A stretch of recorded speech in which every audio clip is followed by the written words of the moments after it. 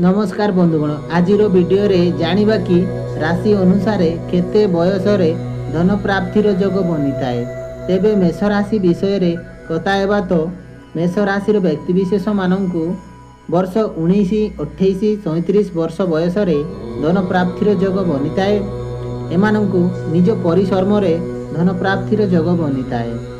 जदि आपण चाहुछंती सर्वदा धन प्राप्ति हेउ तो माँ लक्ष्मी को नाली कलापठिए अर्पण करंतु।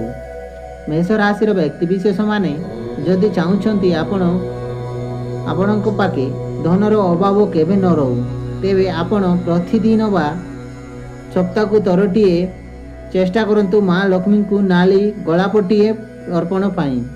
यह द्वारा माँ लक्ष्मी को आशीर्वाद प्राप्ति होता है एवं सर्वदा धन प्राप्तिर योग बनी थाए।